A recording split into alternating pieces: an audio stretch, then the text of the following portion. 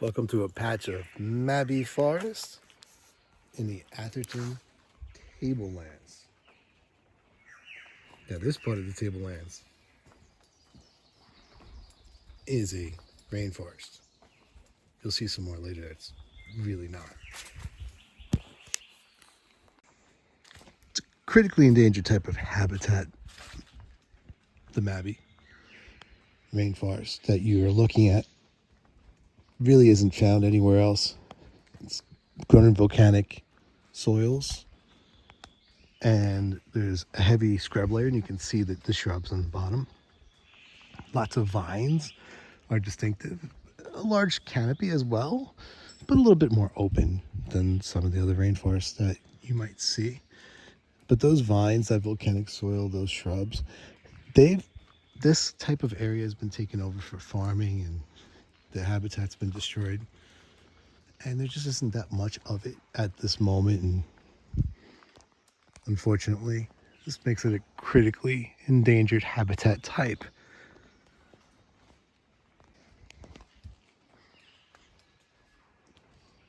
This is the curtain fig tree. It's a 500-year-old fig tree, strangler fig, that has taken over from whatever tree was underneath it at one point and, destroyed it, killed it. But that doesn't mean it's necessarily a bad thing. There's a lot of organisms that depend upon strangler figs and the fruit that they produce. So it's a mixed bag, like, what's good and what's bad. And really, is there such thing in the first place? But there is what there is. And in this environment, this is an outstanding example of a strangler fig. So there was a seed that was deposited on its host tree. It grew.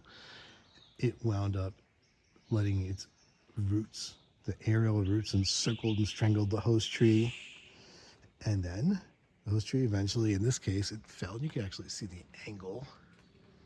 But the fig was already substantial and roots were in the ground of its own. So it can get its own nutrients and survive. And underneath all this is just, those are the roots, that's the tree. And there was an old host tree that no longer exists in any way.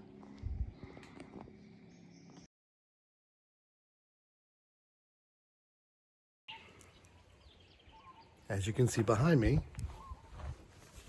it's much drier. Still in the Tablelands.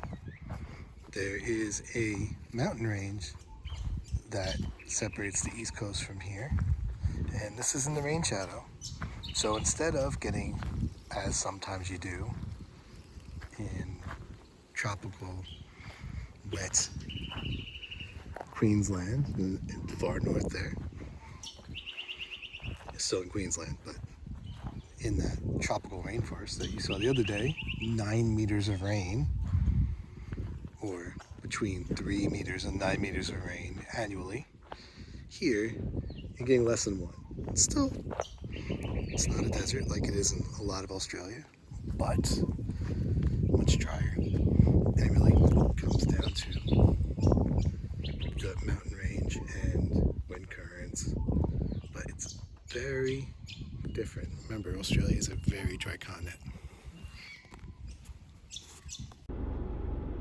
In this spot in Mariba, we're close to it, you can clearly see it's much drier, almost a savanna type habitat. We're transitioning into that.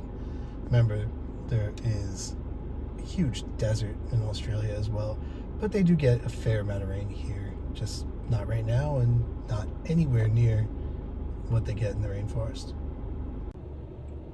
Just wanted to take this time to say, look at these termite mounds. The ones in the rainforest were much smaller. The real reason is, really, they can't be baked. It's temperature. It's to be able to be away from the heat of the sun in such an area where it's not shaded by the trees. So they get larger to be able to make sure that they can have areas within that mound that are still cool enough for them to survive and not roast. Lake Barrine, Crater Lake. depression filled in after volcanic activity led to depression. This huge tree is actually a conifer, and it's called the bull chorus. Again, huge. It's a pine, but it doesn't have needles. So there are only a couple of species in this genus. Agathis is the genus, by the way.